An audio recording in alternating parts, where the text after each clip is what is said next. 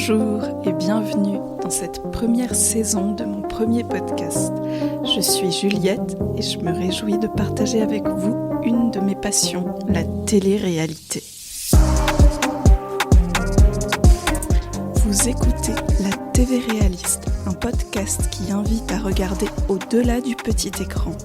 Et dans cette première saison, qui s'intitule, non sans jeu de mots, Amour, Date et TV, je vais m'intéresser à un sous-genre très développé de la télé-réalité et dont je suis particulièrement friande, les dating shows. Comme c'est la première saison, je vais aussi poser les bases et essayer d'apporter des pistes de réponse à des questions autour de la télé-réalité. En résumé, tous les mercredis, on se retrouve pour une question sur la télé-réalité et tous les samedis, je vous fais un récap de mes visionnages des dating shows du moment.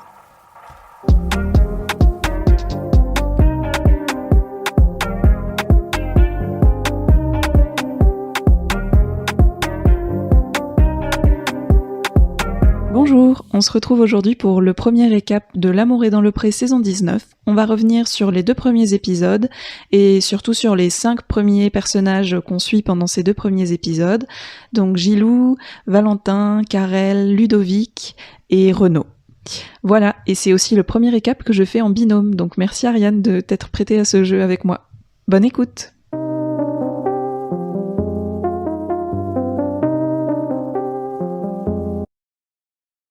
Salut Ariane, merci de te joindre à moi pour cet épisode récap des 2 premiers épisodes de L'amour est dans le pré saison 19.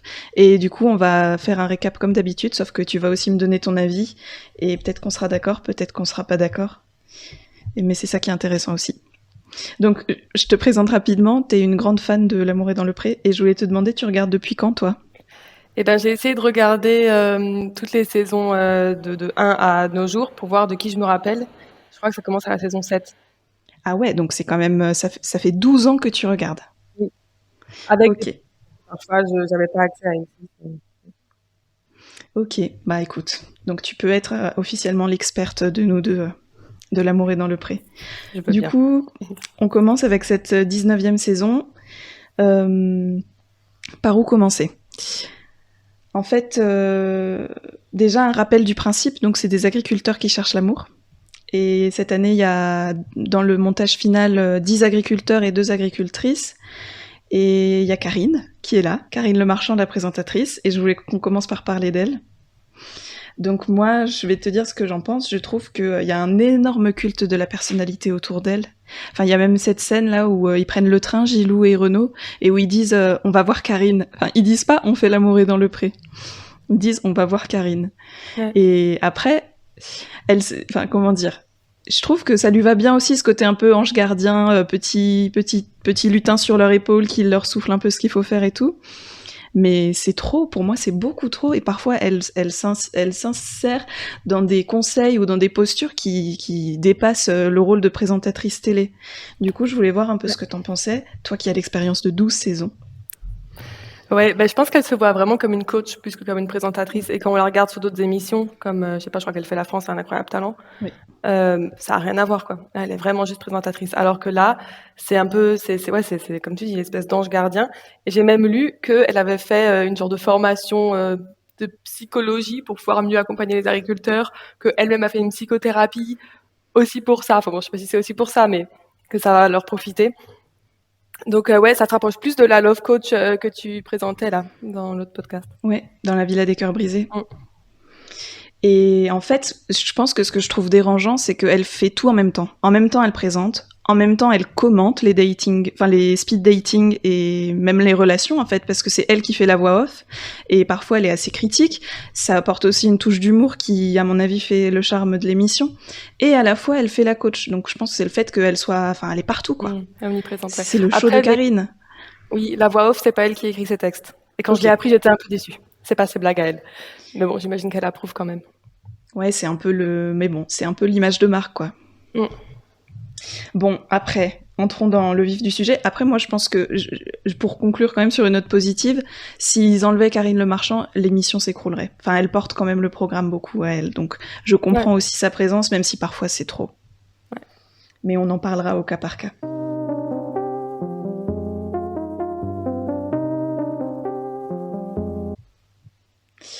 Du coup, on va faire personnage par personnage. On va parler aujourd'hui de Gilou, Karel, Renaud, Ludovic et Valentin. Yep. C'est les premiers qu'on a vus dans les 2 premiers épisodes. Et donc commençons par Gilou, parce que c'est déjà le premier portrait qu'ils avaient montré. Et là, c'est le premier qu'ils ont montré au speed dating. Donc souvent, le premier, c'est un sur qui ils misent beaucoup pour que le public s'attache et pour que l'histoire finisse bien. Ouais. Donc je pense qu'il faut pas le négliger, surtout qu'en plus cette année il y a son histoire d'amitié avec Renaud, où ils en ont fait un peu tout un truc de en faisant le portrait de Gilou, ils ont repéré Renaud, ils se sont dit celui-là il nous le faut aussi, c'est un super binôme, etc. Bon, bref. Après c'est vrai qu'ils sont mignons tous les deux, mais chacun assiste au coaching de l'autre. Et donc bref, pour en venir à Gilou, il a 79 ans. Non, 69 ans. Ah, ouais. 69. Il vient d'avoir 70, je crois, enfin à peu près. Pardon, il est pas si âgé. Et du coup, il y a des trucs franchement qui sont un peu gênants, mais est-ce qu'on va pas lui en vouloir, quoi? Moi, je lui en veux un peu. Sur il quoi? me saoule déjà. Donc j'ai un genre de questionnaire que je remplis et je donne des surnoms à chacun et aussi je prédis l'issue de l'aventure pour eux. Et moi, j'ai dit Gilles alias celui qui a faim. Et en fait, il mange trop. C'est Oui. insupportable, quoi. Enfin, et on voit déjà que ça a déjà braqué sa première Isabelle. invitée. Ouais.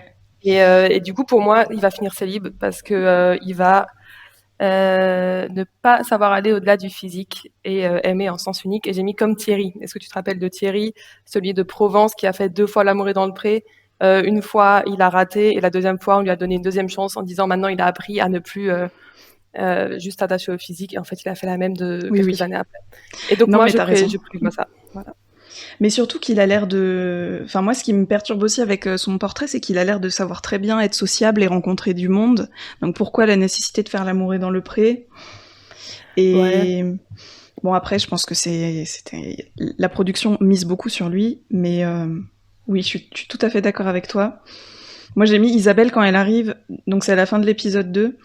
Elle a l'air vraiment déjà braquée, alors qu'ils ont même pas commencé, quoi. Enfin, déjà dans la voiture, elle en a marre. Pourtant, au speed dating, je trouve qu'il avait joué le jeu. Il était à l'écoute. Mais ouais, non, c'est vrai lui, il cherche juste une bonne femme, comme il dit, hein. Une gazelle. Il cherche pas du tout à avoir une relation. Ouais. Ouais, c'est vrai. Du coup, je l'aime un peu moins. Ouais, et en même temps, son ami a dit que bon, il en parle plus que ce qu'il en fait, et donc je pense que c'est aussi un genre de personnage, quoi. Et puis le fait qu'ils en fassent des tonnes là sur cette phrase du speed dating où il dit que Allah is dope, etc. Maintenant, je sais pas, c'est comme s'il essaye de performer son image de chaud lapin, alors que j'ai l'impression que il a 69 ans quand même, donc même si c'est encore important pour lui, c'est plus, à mon avis, le centre de sa vie quand même, sa sexualité. Ouais. Et d'ailleurs, j'ai remarqué un truc, c'est que les blagues graveleuses, c'est toujours Karine qui les commence. C'est toujours elle qui les initie. C'est elle, en fait, la lourdeur dans l'émission, c'est pas les agriculteurs. Ouais, clairement. Et ouais. Et Gilles, franchement, j'ai pas marqué grand-chose d'autre sur lui, parce qu'il est quand même très... Il se dévoile pas, pour le moment, à part sur ce côté qui cherche... Qui cherche à coucher, mais... Ouais. Et moi, j'hésitais, hein. Enfin, je me disais, je l'aime bien, et puis il a l'air pas si pire, tu vois. Plus quand on le voyait, je me disais, tiens, là, il est un peu plus sensible que ce que j'imaginais, ou bien.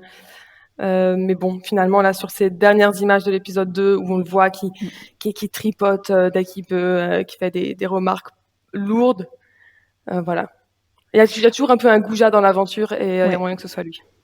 Oui, puis en plus, elle a vraiment envie de lui raconter des trucs, genre elle a eu la pluie quand même, ça l'a beaucoup touchée. Elle le raconte à tout le monde, au caméraman, à Gilou, et qu'il faut qu'elle fasse sécher sa veste. Il en a mais rien à faire, quoi. Rien à faire. Il fait même pas semblant. Bref, passons à qui tu veux passer? Moi, j'ai mon truc par ordre alphabétique, donc ensuite c'est Ludovic.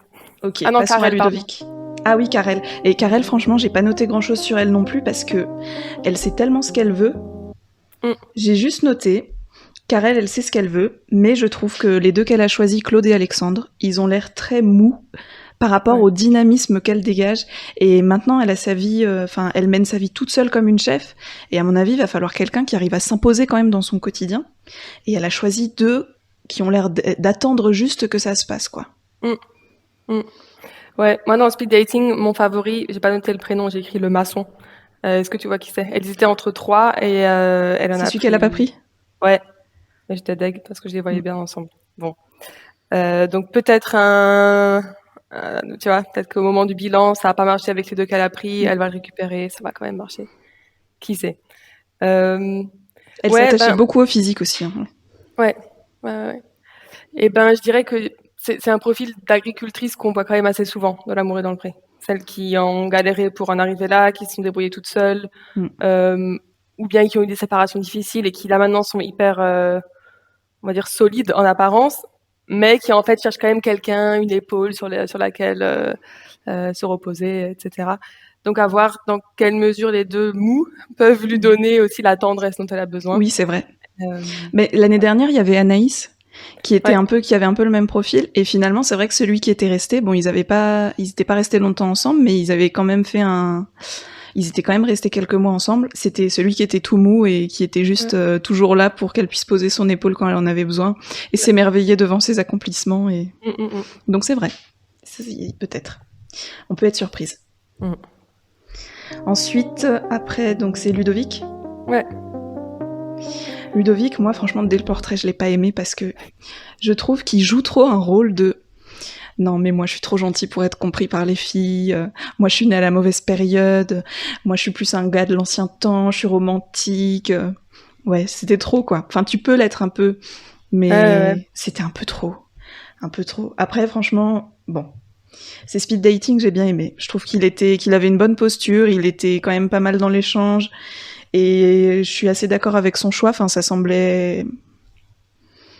Il était, par rapport à Valentin, on en parlera après, mais qui était complètement paumé. Lui, il savait quand même un peu ce qu'il voulait.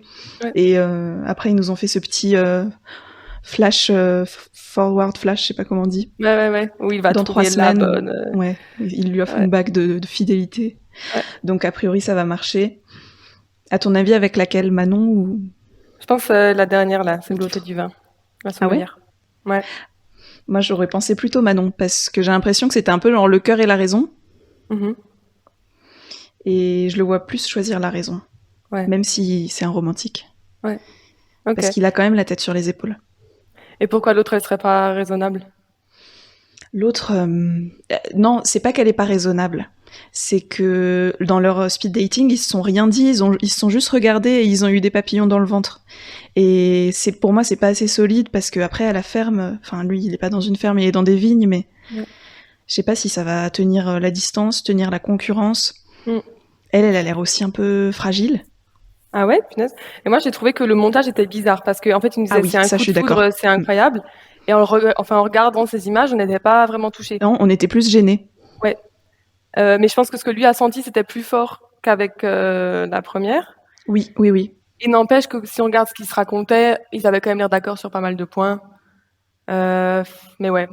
Pour moi, c'est pas elle qui lui disait, qui a mentionné la chanson, mais en fait, c'est juste une chanson qu'elle s'est mise à écouter à fond. Une chanson qu'il chantait dans son portrait. Ouais. Et elle s'est mise à l'écouter à fond depuis son portrait en mode un peu obsédée. Je trouve ça un peu too much, quoi. Elle force un peu le truc pour moi. Elle fait tout pour coller à ce qu'il attend. Ouais. Ah oui, alors que l'autre, Manon, elle ouais. Oui, c'est ça. Ah, mais c'est tout à fait ça que je veux aussi. Je suis prête à t'aider pour les travaux. Oui, mais dans quelle mesure? Enfin, tout est... J'adore la pizza. Moi aussi. Enfin, ils ont pas dit ça, mais... Après, ça peut marcher aussi, parce que c'est vrai qu'ils avaient l'air d'avoir un coup de foudre, donc... Ouais. Moi, je me suis dit, en voyant ces speed dating, qu'en fait, il maîtrise les codes, tu vois. Genre... oui. Ah oui. C'est pas quelqu'un qui a jamais eu personne, ou bien... Enfin, peut-être qu'il a regardé des dating shows toute sa vie, et du coup... Après, il est fan de comédie romantique, donc si ça se trouve... Il a toutes ces pick-up lines, ouais. Mais ouais, je sais pas, il avait l'air à l'aise. Il savait comment mener une conversation, il savait comment amener du charme et de la séduction. Donc je me suis un peu dit, tu nous as caché ton jeu quand même. Oui, c'est vrai. C'est vrai. En tout cas, hâte de voir la suite. Ouais. Et ah oui, par contre, le Madison qu'il est venu leur faire dans la salle d'attente. Pour ou contre? Un contre. Mais bon, Peter était pour. Peter, donc qui est mon compagnon et qui regarde assidûment. Moi, je me suis dit, mais on est au camping là ou enfin, c'est quoi? Ouais. J'étais il a pas ce personnage de danseur là, mais ça lui va pas en plus, je trouve. Non, c'est... Enfin, bref. Avec tout le respect qu'on lui porte, évidemment. Ouais. Ensuite, c'est Renaud. Ouais. Et ben Renaud, moi, c'est trop mon chouchou. Je l'adore. Je l'adore. il a cette maladresse qui est tellement spontanée. Ouais. Et franchement, pendant ces dating shows, c'est là que je l'ai adoré encore plus. Parce qu'il sait pas faire semblant. Ouais. Dans les dates, quand la fille lui plaît pas, il fait 0 effort. Alors, il y a celle qui lui a dit tu serais prêt à accorder quelle place pour une femme? Elle lui parle de comptabilité. Il lui a répondu l'important c'est d'avoir une bonne comptable.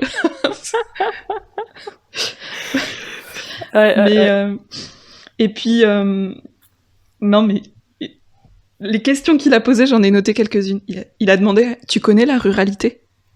Qui formule ces phrases comme ça? Ouais. Et puis à un moment, il y en a une, il était tellement sous le charme qu'il s'est mis à la vouvoyer en plein milieu du speed dating. Ouais. Il m'a trop fait rire, franchement. Ah, je l'aime bien, mais je le trouve un peu dispersé, quoi. Quand il posait la mauvaise question à l'autre, il passait d'un sujet à l'autre. Oui, parfois elle leur disait qu'est-ce qui t'a plu dans ma lettre, il se souvenait même plus de ce qu'il avait écrit dans la lettre, et il bégayait au lieu de dire... Non, il est complètement... je pense pas que ça sera une réussite, hein. Mais je le trouve très très attachant. Ouais. Et je pense pas non plus que c'est un cadeau pour les filles qui vont aller à la ferme. Ouais. Parce qu'il a l'air aussi d'être quand même assez centré sur son taf. Ouais, c'est vrai. Ah oui, et donc toi qui disais que parfois Karine elle parle sur le physique, là j'ai vraiment noté, elle a trop clashé une candidate qui avait l'air sympa en lui disant qu'elle transpirait de l'œil, et elle a répété ça 1000 fois. Mais oui, avec sa buée sur les lunettes, mais c'est normal, elle est stressée. Ah oui, là j'ai trouvé que vraiment c'était déplacé. Ouais. Enfin les filles, déjà en fait je me suis notée aussi, il y en a, ils voient 10 filles dans la journée. Les filles elles savent pas quand elles passent, elles ont des caméras partout, elles savent pas où aller. Enfin, je me suis dit, ça doit être un truc, faut quand même être déterminé pour aller dans un truc comme ça. Surtout que t'as quand même 8 chances sur 10 de te faire recaler, filmer. Ouais. Donc, c'est quand même, faut avoir de la détermination. Et que Karine se permette, elle, poser sur son canapé avec ses chamallows et tout son petit monde autour d'elle, de faire des commentaires sur ah, bah, elle a l'air stressée, elle transpire de l'œil. Ouais, c'est un peu inutile. Ouais. Surtout que M6 publie à chaque fois avant la diffusion de l'épisode sur leurs réseaux sociaux merci de respecter les candidats et les prétendants et de ne faire aucun commentaire négatif sur les réseaux sociaux, de tout garder dans la bienveillance. Que Karine montre l'exemple. Et qu'est-ce que j'ai noté? Ouais, Renaud, j'ai pas noté grand-chose parce que franchement, j'étais tellement à fond quand il était là, c'est vraiment un clown. Ouais. Ok. Moi, je trouve que, j'ai écrit quoi? Le fantaisiste qui paye pas de mine. Parce que de l'extérieur, il a l'air tout calme, machin, et après, pouf, il te sort des... Exactement, tu l'attends pas, en fait. Tu l'attends pas du tout là où il va aller. Ouais. Et je suis sûre que dans le séjour à la ferme, on va avoir plein de surprises aussi. Ouais. Enfin, je serais déçue que ça soit autrement. Ouais. Et on va finir par le meilleur pour la fin. Valentin. Je te laisse commencer parce que j'ai beaucoup parlé là. Ouais, eh bien, donc dans mon pronostic, je pense, j'ai écrit, il va finir célibataire, ne sait pas communiquer, mutique. Oui. Parce que, en fait, c'est par rapport au portrait, où il avait l'air de pas être très loquace. Mais finalement, quand on voit les tout premiers instants à la ferme, ça a l'air pas si pire que ça. Mais ce qui est sûr, c'est que c'est quelqu'un qui doit tout apprendre, comme l'a souligné Karine. Et quand il disait ce qu'il cherchait, il veut... la femme à la fois qui lui fait à manger, qui lui fait le ménage, qui lui apprend les choses de l'amour. Et je sais pas qui vraiment est prêt à donner ça sur le long terme, parce que c'est pas comme s'il voulait un coup de pouce pour apprendre Il a l'air de pas trop avoir de soucis à être dépendant d'une femme. Surtout qu'il a sa grand-mère de 93 ans qui lui fait tous ses repas de midi, ou de sa mère qui lui fait le ménage. Bon. Mais en plus, ce qui me rend triste, c'est que ces deux prétendantes, elles sont super jeunes. Ouais. Elles ont 21 et 23. Ouais. Donc, là, il leur propose une vie de femme au foyer pour les 60 prochaines années, quoi. Ouais. Bon, mais ceci dit, en fait, lui, pour le coup, je crois que c'est quelqu'un qui est né un peu à la mauvaise époque. Enfin, on dirait quelqu'un de 40 ans né dans les années 60. Est-ce qu'on peut être fan de Sardou quand on a 20 ans? Apparemment. C'est ça, En plus, c'est un des premiers trucs parce que Flavie, une de ses prétendantes, c'est pareil. Une des premières discussions qu'ils ont quand elle arrive, c'est « Ah, c'était trop bien le concert de Sardou. » Ouais. Mais oui, à mauvaise époque, tout à fait. Même dans son style, quand tu le vois, t'as l'impression qu'il évolue dans les années 80. Enfin, c'est... Et quand même, revenons sur son speed dating, parce que c'était quelque chose. Après, ils l'ont peut-être un peu trop filmé. Enfin, ils auraient pu raccourcir certains moments. Ils en ont fait des très longues séquences, je trouve. Mais bon. Il a posé que des questions fermées. Et des questions genre « Aimes-tu t'amuser ?» Mais qui pose ce genre de questions? Et toi, Ariane, aimes-tu l'amusement dans la vie? Après, quand il en a fait revenir 3 parce qu'il n'arrivait pas à se décider, il a quand même demandé à une « Es-tu autoritaire ?» Mais... Et en plus, c'était hyper content d'un oui ou d'un non, quoi. Il demandait pas d'élaboration. Oui. Bon, je suis pas autoritaire. En tout cas, c'est bon. Oui, salut. Mais son indécision aussi, je trouve ça inquiétant. Parce que est-ce qu'il va pas regretter après de pas en avoir pris certaines? Et après, pour l'arrivée de Flavie à la ferme, moi j'ai trouvé qu'au début ils avaient l'air à l'aise, mais assez vite, il s'est complètement refermé. Et dans la voiture, il ne disait plus rien. Alors après, elle parle beaucoup. Ouais. Donc, est-ce que, ils vont réussir à trouver un équilibre ou pas, ou est-ce que ça va mieux aller avec l'autre qui est un peu moins exubérante, qui parle un peu moins? Ouais. Et je crois que dans la voiture, il y a souvent des blancs. Je saurais pas dire pourquoi, mais tu vois, c'est un peu monotone. Mais c'est vrai, il disait rien. Je me suis dit, punaise, il était hyper concentré sur la route. Mais... Il rebondissait sur rien du tout. C'était une départementale, il y avait personne. Ouais. Non, mais je pense qu'il est habitué au silence et que ça lui fait trop de stimulation et que ça le saoule, en fait. Ouais, mais du coup, est-ce qu'il est prêt pour être en couple? Ben ouais. Ouais, faut voir, parce que l'autre aussi, en fait, elle a l'air assez dynamique quand même, mais peut-être un peu plus sensible, on va dire. Peut-être qu'elle arrivera mieux à s'adapter à ses réactions ou non-réactions. Ouais. Mais ouais, t'as mis quoi comme pronostic, toi, pour lui? Ah oui, finira seul. Seul parce qu'on ne sait pas communiquer. Oui. Ouais, je suis 100% d'accord. Ouais. Peut-être que à la fin de la ferme, il va en garder une, mais au bilan, il sera seul. Ouais. Ou alors, ça va le débloquer. Ouais, Flavie, elle est à fond, ça c'est sûr. Et en fait, j'ai écrit pour Flavie que pour elle, être avec lui, c'est l'opportunité de s'émanciper de ses parents et d'avoir sa vie à elle. Et c'est comme la vie qu'elle a actuellement, donc dans le même milieu, mais en mieux, où elle décide, où elle est aussi là, au centre de la vie de quelqu'un. Tu vois, elle est la miss de quelqu'un. Donc elle a toute cette passion-là pour les miss. Et Ilona un peu aussi, hein, parce que... Ouais, elle fait des études, je sais pas, elle a l'air un peu plus... autonome, accomplie par ailleurs. Elle fait des études pour devenir professeure des écoles. Ouais, mais ça c'est Ilona. Ouais. Flavie, elle est vendeuse, je crois. Ouais. Mais...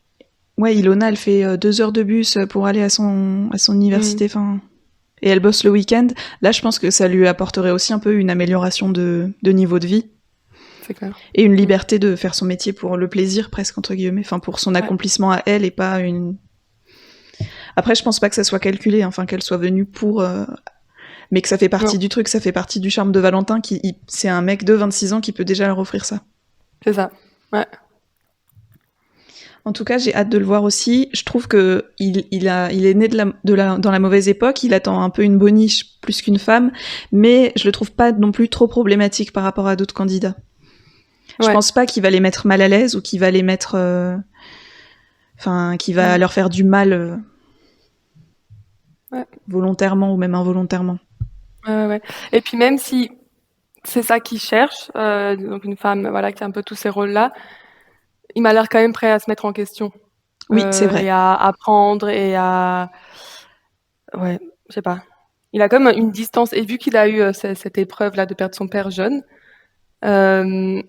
c'est comme si, il était pas aussi naïf peut-être que d'autres qu'on a eu là, des très jeunes qui n'ont jamais rien eu.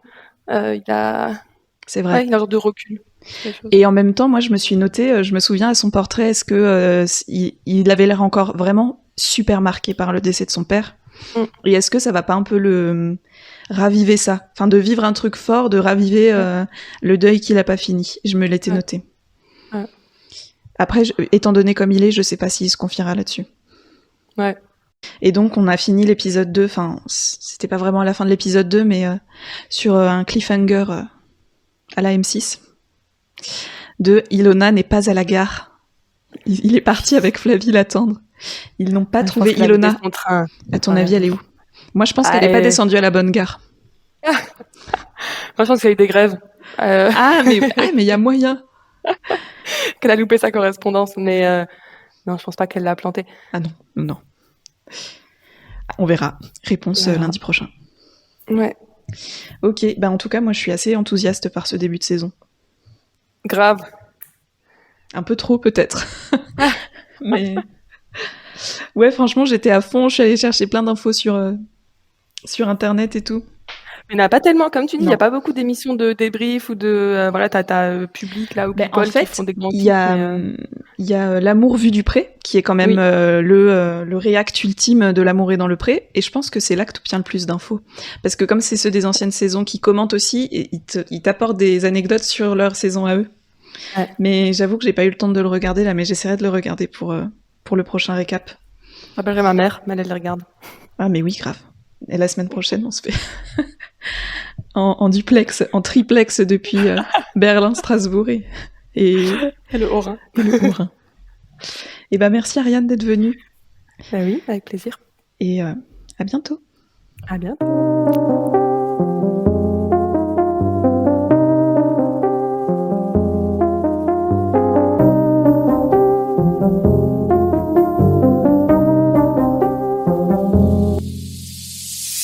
Merci beaucoup d'avoir écouté cet épisode qui était le premier récap de la saison 19 de L'amour est dans le pré, des 2 premiers épisodes. Et on se retrouve donc mercredi pour un nouveau cliché, la télé-réalité est-elle un abrutissement ? Et samedi prochain avec un récap de La Villa des Cœurs Brisés. Et pour le prochain récap de L'amour est dans le pré, ce sera dans 2 semaines. Merci encore, à bientôt. Je vous remercie pour votre écoute et j'espère que cela vous a donné l'envie d'en avoir plus. Vous pouvez me suivre sur les réseaux sociaux, Insta, X, YouTube. Laissez des commentaires pour me dire ce que vous en avez pensé et évidemment, partagez cet épisode s'il vous a plu. Je laisse mes sources dans les descriptions. N'hésitez pas à aller les consulter.